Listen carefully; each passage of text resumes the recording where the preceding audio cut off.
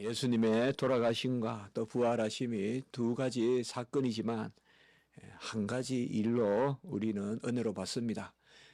죽음의 묵상이 없이는 부활의 묵상이 없고 또 부활의 묵상이 없이는 죽음의 묵상이 없다라고 우리 칼빈 목사님도 그렇게 말씀을 하셨는데, 정말 이 부활은 어떻게 보면 죽음의 약속입니다.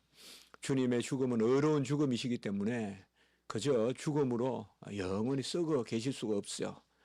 그는 죄를 이기신 죽음을 죽으셨기 때문에 부활은 죽음의 권세라고 할 수 있습니다.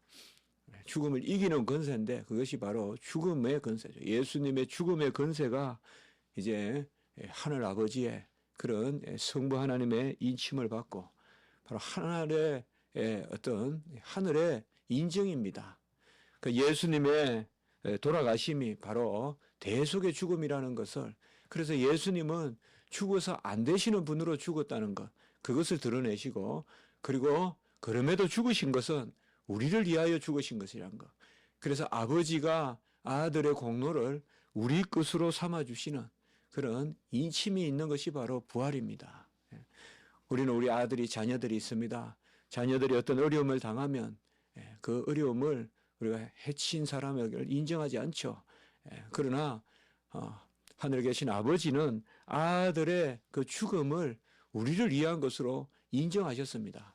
그래서 사흘 만에 다시 살아나신 것입니다. 그러므로 죽음이 없이는 부활이 없고, 부활의 도만 전하고 마치 천사가 부활하고 영만 부활하고 하는 그런 영지주의적 부활은 오늘의 부활과는 다른 것입니다. 오늘 말씀의 부활은 분명히 영육 간에 죽으신 우리 주님께서, 영혼과 육체의 분리 가운데 사망하신 주님께서 다시금 그 육체의 와 영혼에 다시 결합이 있어서 살아나신 것을 보여주시는 것입니다. 우리는 하나님의 은혜로 요한복음을 계속 새벽마다 살피고 있는데요.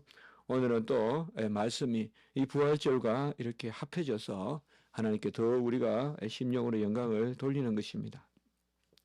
주님께서는 이 나사로의 죽음에 대해서 우리가 지난주와 지지난주 살펴봤지만은 하나님께 영광을 올리기 위함이다. 그리고 제자들에게 믿음을 또한 보이시기 위한 것이다. 이 두 가지 목적을 이미 말씀하셨습니다. 그래서 지지난주에는 우리가 함께 나누기를 이 나사로의 죽음은 하나님의 영광을 위한 것이다. 그리고 지난주에는 우리가 또 예수님께서 오히려 내가 거기 있지 않는 것이 오히려 복된 것은 너희 믿음을 위하여 너희가 믿게 하려 함이라. 이렇게 말씀하심으로 주님께서 나사로가 병들었다는 소식을 듣고도 가시지 않고 여전히 그 요단에 처음 세례 베푸셨던 그곳에서 여전히 계신 것은 너희를 믿게 하려 함이라. 그래서 두 번째 목적은 주님의 모든 일은 하나님께 영광이고 그 다음에 우리의 믿음을 위하여 유익한 때에 이루신다. 우리는 믿게 하시려고 믿게 하려 함이라. 믿게 하려 하시려고 기다리게 하시고 믿게 하려 하시려고 더 썩어지게 놔두시다가 완전히 소생하는 그런 생명의 능력을 믿게 하시려고 주님께서 그렇게 하신다.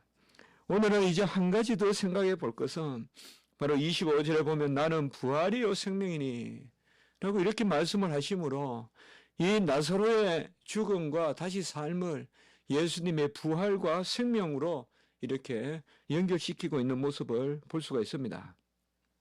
어떻게 보면 이것은 바로 섭리라고도 할 수 있죠. 그러니까 주님께서 죽으시는 일 그리고 부활하시는 일을 곧 이제 당하십니다. 요한복음은 이 사건이 빨리 나타나거든요. 12장, 13장, 벌써 13장, 14장 가면 마가다락방 14장에 벌써 발을 씻기시고 가르치는 13장, 14장에 나오지 않습니까?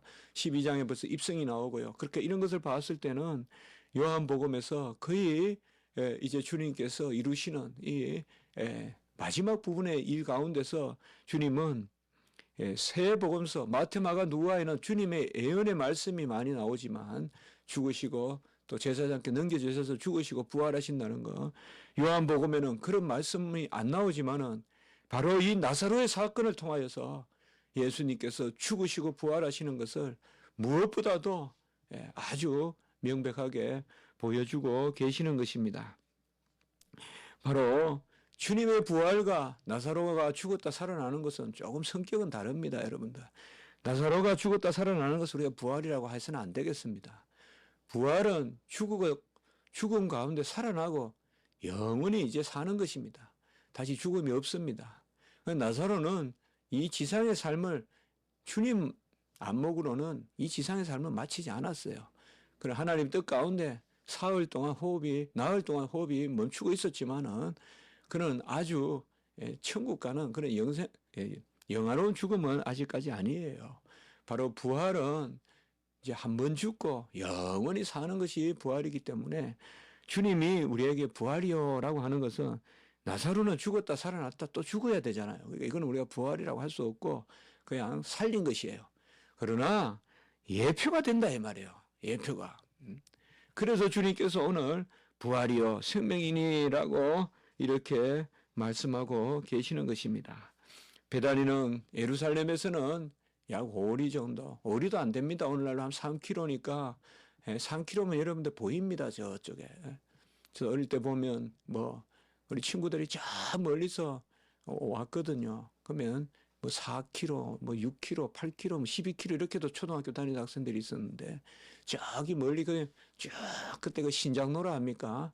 요새는 도로라 하지만은 그게 보면 저 멀리서 보이고 이랬거든요. 그 3km는 장애물이 없으면 보여요. 이렇게 멀리 보이는 그 정도로 그렇게 먼 곳이 아닙니다. 움직이는 것이 보이고 하는 것이 바로 3km인데 여기 바로 주님께서는 이 베다니 동네에 사실 이제 베다니에 오신다는 것은 두 가지 의미가 있다 이 말이에요. 나사로를 살리러 오시고 그다음에 예수님은 죽으러 오시는 거예요 지금. 그래서 요한복음에서는 이 베다니 사건이 그 예수님이 예루살렘에 들어오시는 사건과 맞물려 있다고 우리가 봐도 말씀의 순서상 큰 무리가 없습니다. 그래서 주님께서는 이 요단 세례 받는 곳에서 이 베다니까지 오시는데 이미 나흘이 지납니다. 그래서 아마 이틀을 더 계시다가 오셨으니까 오시는 행선이 또 행선지에 한 이틀이 걸리시지 않았느냐 이렇게 생각해 볼 수는 있겠죠. 그만큼 먼 곳이죠. 요단은. 그 당시에 무슨 마차로 이렇게 오신 것이 아니고 걸어오셨다고 봤을 때 예수님은 다 걸어 다니셨거든요. 그래 걸어오셨다고 봤을 때는 우리가 한 이틀을 그러니까 이틀을 유하시고 이틀을 오셨는데 이미 예수님이 그 소식을 들었을 때쯤은 죽었다 이 말이에요. 나사로가 벌써. 그래서 나흘이 지난 거예요. 나흘이 지나서 그곳에 가니까 유대인들이 예루살렘에서 많이 왔다. 이런 것을 봤을 때 마르다와 마리아와 이 나사로 집안은 꽤 유력한 집안일 수도 있습니다. 어떤 가난한 집안이나 이런 것보다는 동료도 많고 사람들이 찾아와서 문상하고 또 이렇게 하는 것을 봤을 때는요. 왜 이것을 기록했을까요? 우리는 항상 이 생각을 해봐야 돼요. 성경을 읽을 때. 왜 예루살렘에서 사람들이 문상 왔을까요? 이런 것이 바로 뭐냐 하면 특별히 요한복음이나 우리가 공간복음에 보면 역사성을 드러내기 위해서 기록한 거예요. 분명히 죽었다는 거예요, 이게. 죽어서 예루살렘에서 많은 사람이 와서 이런 것이 바로 역사성이에요. 우리가 이제 오늘 부활의 빈 무덤도 있지만은 빈 무덤 그리고 고린도전서 15장에 보면 친히 많은 사람들이 부활을 목도하잖아요. 그런 것은 다 역사적인 것을 우리가 부인할 수 없게끔. 여러분들 역사가 얼마나 기록되어 있습니까? 우리가 예수님의 이름 증거가 없다 하지만은 그러면 증거가 얼마나 많아서 역사입니까? 그렇지 않습니까, 여러분들? 어떻게 보면 성경에 기록된 이거보다 더 많은 증거가 없어요. 부활의 증거보다 더 많은 증거가 역사상 있는 일이 어디 있을까요? 부활만큼 많은 사람들이 목도한 그런 사건이 없거든요.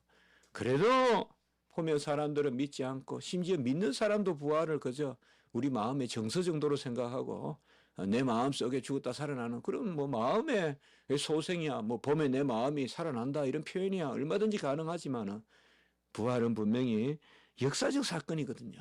그 나사로도 분명히 죽었어요. 죽어서 아니 향품을 넣어서 몸을 동여매 가지고 굴에 넣어놓고 무덤에 장사했어요.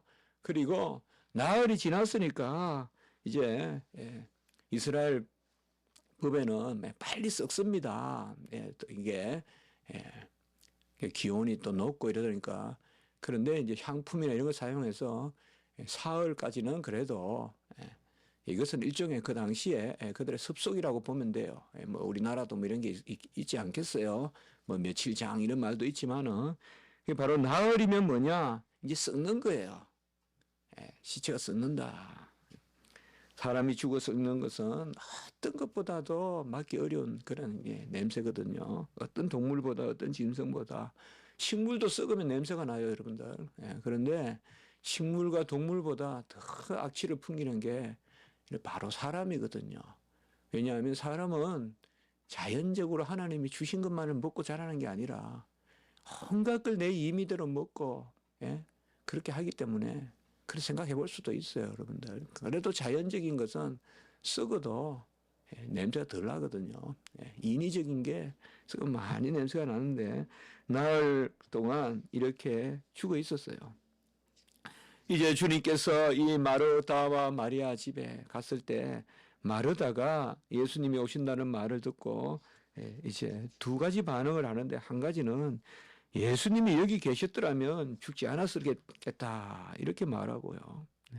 그리고 22절에 21절에 이렇게 말하고 22절에 보면 이제라도 주께서 무엇이든지 하나님께 구하시는 줄 하나님이 하나님 구하시면 주실 줄 안다 이렇게 이야기하고 있습니다. 21절은 보면 뭔가 좀 믿음이 온전치 못한 것이고 또 22절에는 또 믿음이 있는 것 같고 이렇게 모습을 보이고 있습니다. 그래서 뭐 마르다가 신앙이 아주 없지는 않았다 이렇게 이제 우리가 보는데요. 어쨌든 백부장의 믿음은 뭡니까? 나에게도 수하가 있으니 이리 오라면 오고 가라면 간대 주님 움직일 필요가 뭐가 있냐 이 말이죠. 천사라도 그냥 움직여서 낫게 하시고 천사 아니라도 주님 뜻이면 되는데 이제 그렇게 본다면 마르다가 주께서 여기 계셨더라면 죽지 아니하였겠나이다. 이것은 상당히 예수님의 어떠하심을 권능을 아직 바로 헤아리지 못하는 그런 마르다의 모습이라고 볼 수가 있겠습니다. 주께서 여기 계시면 낫게 하였겠나이다. 주님께서 계시지 않는다고 나음을 얻지 못하겠습니까?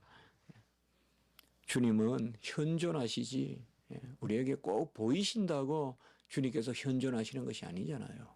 주님의 현존은 만물을 덮으시는 거고 이 땅에 오셔서 육체 가운데 계시지만은 그의 권능은 여전히 하나님의 권능을 그대로 가지고 계시기 때문에 얼마든지 주님께서 뜻하시면 낫게 하시잖아요.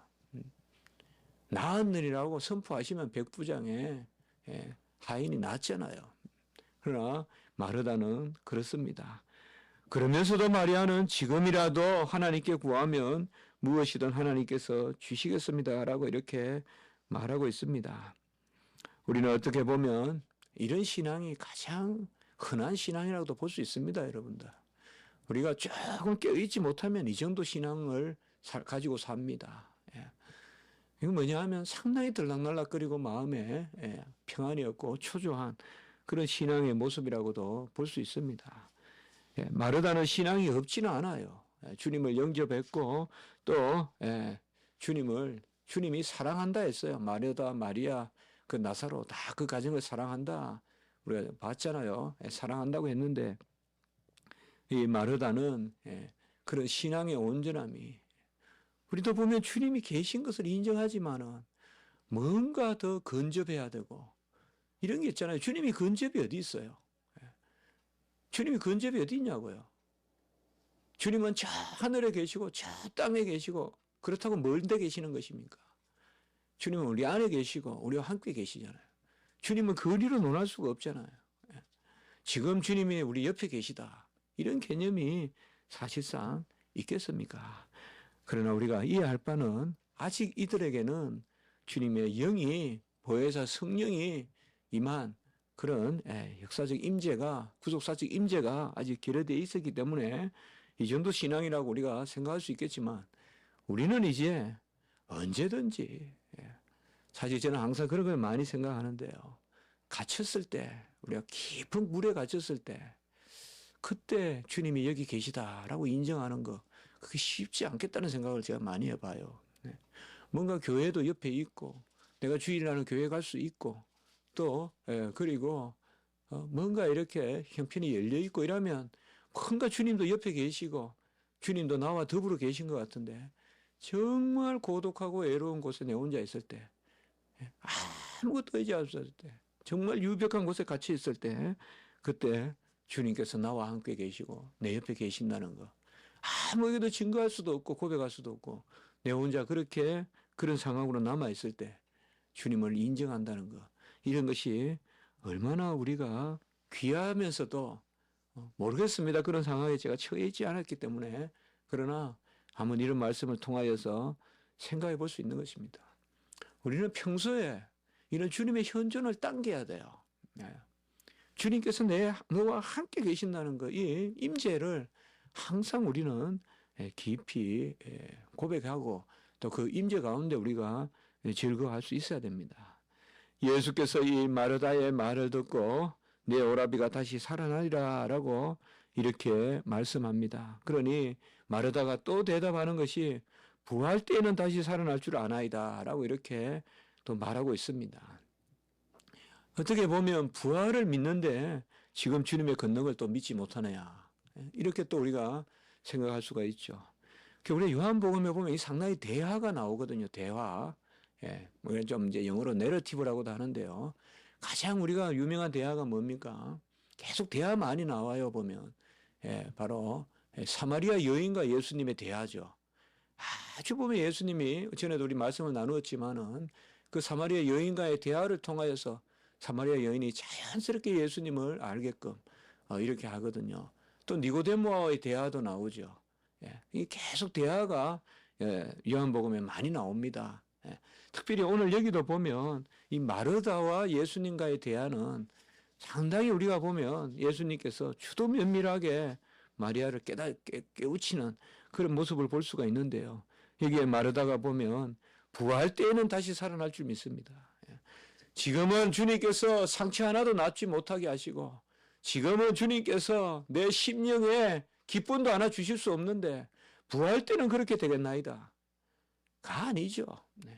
부활의 주님은 지금 나의 주님이시죠. 부활의 주님은 지금 나의 생명을 주시죠. 그러니까 주님의 부활은 지금 내가 맛보는 것이죠. 이 지상의 삶을 주신 것은 주님께서 계시하지 않고 부활시킬 수도 있지만은 우리를 그 부활을 미리 알려주셨잖아요. 새하늘과 새 땅, 그리고 죽고 난 후에 어찌 될 것, 이런 것보다도 부활을 무엇보다도 많이 알려주셨거든요. 이런 것은 바로 우리가 이 땅에 살면서도 부활을 맛보라는 것이죠. 부활을 맛보라는 것이 그건 뭐겠어요? 우리가 부활의 삶을 이 땅에서도 누리고 산다. 그래서 주님께서는 25절에 나는 부활이요 생명이니 라고 이렇게 말씀하고 있습니다. 부활과 생명은 같은 그런 말씀이겠지만은 특별히 생명이다라고 특별히 이렇게 강조하신 것은 이후의 부활이고 그 부활이 지금의 생명의 역사로 나타난다. 그래서 생명이 없는 부활이 어디 있냐 이 말이죠. 그렇기 때문에 주님께서는 지금 나사로를 내가 살린다. 그러나 마르다는 어찌 지금 살리겠냐 이거죠. 죽은 사람을. 이것이 바로 오늘 여기에 말씀입니다. 우리가 많은 경우에 죽음은 무조건 부정적인 것은 아닙니다. 그렇기 때문에 예수님께서 오늘날 죽은 자를 살리지 않는다. 그래서 예수님의 그런 권세는 초대교회에만 있었다. 이렇게 말하는 것은 유두거로 살리고 한 것은 다 초대교회에만 있었다. 그것은 아닙니다. 우리는 주님의 부활의 때에 가까워 가기 때문에 역사적 계시도 더욱 우리 안에서 명료한 것입니다. 초대교회보다 지금 우리에게 더 계시가 명료하다 저는 생각합니다. 물론 동일한 계시지만은 우리 심령에 역사하시는 주님의 그 부르심과 인치심과 증거하심은 훨씬 더 명확합니다. 그러니 깊이 생각해 보면 주님이 오실 때가 가까워질수록 어떻게 보면 우리의 심령의 신앙이 더 공고해지는 거예요. 강해지는 거예요. 그게 바로 계시의 역사예요. 그렇기 때문에 신약 시대에 지금 사는 성도들이 너무 보고 신앙생활하고 너무 만지면서 신앙생활하는 거 아니다 이 말이에요. 구약 때보다 우리 예수님 이 땅에 오셨을 때가 훨씬 구약 때는 많이 보여주셨어요. 만나와 메추라기 한번 생각을 해보세요. 40년 동안 매일 떨어져요. 만나와 메추라기. 예. 그거는 얼마나 큰 증거예요. 그게 하늘에서 툭툭 떨어지는데요. 얼마나 많은 것을 보여주셨어요. 예. 그러나 신약 때는 예수님께서 그만큼 많은 기적을 일으키지 않으셨지만은 이제는 뭐예요? 오병이어의 기적도 일으키시고 여러 가지 표적을 일으키시잖아요. 이제 또 오순절 성령 사건이 일어나고도 뭐요? 제자들이 또 은과 금은 내게 없거니와 나사렛 예수 이름으로 일어나라 하면 일어나고 제자들이 기적을 행하고 또 하늘에서 또 막 떨어지고 이런 것도 제자들에게 또 보여주시잖아요. 그럼 오늘날은 왜 이런 신약의 기적이 덜 나타나느냐? 물론 선교지나 이런 데서 많은 기적이 일어나고 우리가 또 어떤 간증을 통하여서 그런 것을 많이 듣게도 되지만은 이것은 우리가 그것을 너무 구할까가 아니다 이 말이죠. 훨씬 더 우리는 뭐예요? 그런 것 없어도 훨씬 더 하나님 앞에 이미 역사적 사건을 우리가 읽고 있잖아요. 나사로는 마르다는 마리아는 이 죽음의 생명을 다시 살리는 소식을 듣지 못했지만은 우리는 이 말씀을 통하여서 이미 간증을 받고 있잖아요. 주님께서 이 땅에 오셔서 다 행하신 걸 믿잖아요. 말씀을 믿으면 왜 또 동일한 일들을 우리가 봐야지 믿느냐 이 말이죠. 그래서 주님께서는 이 땅에서 많은 것을 이루시고 우리에게 이렇게 기록하게 하신 것입니다. 우리의 생명은 영생으로 이어지는 것입니다. 잇대어 있는 것이지 끊어지지 않습니다. 죽으면 죽는 것이 아니요. 또 살아서 죽는 자도 죽는 것이 아니다. 자, 나를 믿는 자는 죽어도 살겠고 무릇 살아서 나를 믿는 자는 죽지 아니하리니 이렇게 말씀하셨습니다. 이건 상당히 종말적인 이야기입니다. 예. 주님 오실 때 죽어있는 사람도 살아날 것이고 그 다음에 살아있는 사람은 죽음을 보지 않습니다. 우리가 이렇게 생각하면 아니 종말론의 가르침이에요. 네. 그러니까 살아있는 자는 죽음을 보지 않고 그 다음에 죽은 자도 살아나리라 라고 이렇게 말씀하고 있습니다. 우리는 이 소망을 굳게 붙들어야 됩니다. 무조건 붙들어야 됩니다. 헤아림 없이 붙들어야 돼요. 따지면 안 돼요. 따지면 부활의 신앙을 우리가 누릴 수가 없어요. 무조건 나는 부활의 생명이다. 무조건 나는 주님께서 부활시키신다. 나는 오실 주님을 보는데 살아서 오면 죽지 않고 보고 죽어서 오시면 살아나서 부활한다.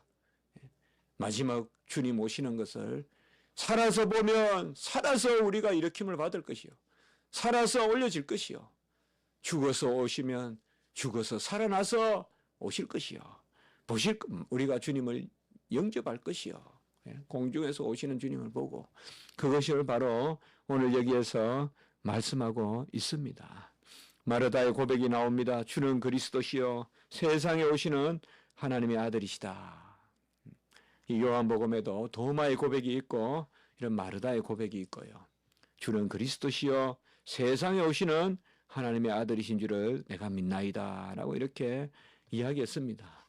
우리가 이 짧은 대화 담화 가운데 마리아의 신앙을 다 추적할 수는 없지만 분명한 것은 27절의 고백은 마르다가 영적으로 주님을 영접한 것이에요. 이건 사마리아 여인과 마찬가지예요. 주님은 이 짤막한 몇 마디의 대화를 통하여서 마르다가 바로 깨닫게 하는 그것을 주님께서 보여주시고 있는 것입니다. 어렵고 힘든 일이 있거나 또 혹은 보이지 않고 잡히지 않고 또 뿌려지지 않았는데 무엇이 날 것인가 이렇게 생각하더라도 사라의 태를 여시고 죽은 자와 방불했던 그들을 잉태할 수 있는 힘을 주셨다고 했는데 그 부활의 권능 그것은 씨조차도 우리가 뿌리는 것이 아니에요. 바로 주님께서 이미 다진 태를 여시는 분도 주님이시고 그 태에 씨를 심는 것도 주님이시고 주님께서 바로 그리하여서 부활의 권능을 일으키신다. 이 봄에 또 이 부활의 아침에 주님께서 또 귀하게 요한복음에 이 말씀을 우리가 순서에 쫓아 쭉 강의하는 가운데서 들려주신 것을 특별히 위로로 우리가 삼습니다. 부활의 권능이 우리 삶 가운데 역사하기를 주님의 이름으로 기원해 보는 것입니다. 한번 기도드리겠습니다. 거룩하고 자비로우신 하나님 아버지, 무릇 죽은 자는 살아날 것이요 또 살아있는 자는, 믿음으로 살아있는 자는 죽음을 보지 않는다라고 말씀하여 주셨습니다. 이 부활의 아침, 복된 아침, 아버지여 소망의 아침에 우리가 주님 앞에 예배를 드리게 하시니 감사합니다. 우리는 아버지여 모든 것을 마치 우리가 끝을 가지고 있듯이 생각하고 살지만 주님께서는 우리의 모든 삶을 주장하시고 우리의 생명의 주가 되셔서 나는 부활이요 생명이요 라고 말씀하여 주신 그 아버지여 주님의 말씀의 인침이 우리 가운데 있는 줄 믿습니다. 하나님 아버지, 부활이 뭐겠습니까?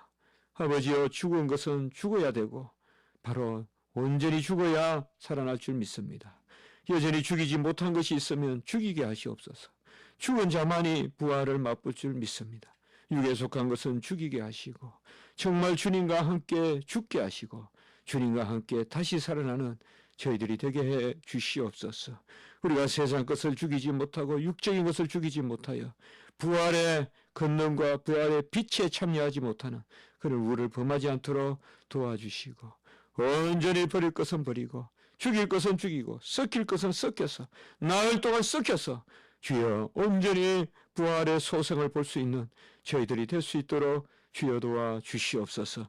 오늘 하늘 예배 가운데 역사하시고 순서마다 역사하시고 모든 성도님들 붙드시고 인도하시고 사랑하시고 평강 주시고 하나님의 신령한 음성 들려주시며 하나님이 함께하시고 부활의 권능으로 임하시고 빛으로 임하여 주시옵소서. 예배 가운데 역사하시고 우리가 예배 후에 또한 아버지여 서서히 또 아버지 또 우리 길에서 아버지여 부활의 기쁨을 나눌 때 모든 아버지 믿지 않는 백성들조차도 부활의 기쁨이 아버지여 그들에게 있게 주여 인도하여 주시옵소서. 감사하옵고 구주 예수 그리스도 이름으로 기도드리옵나이다.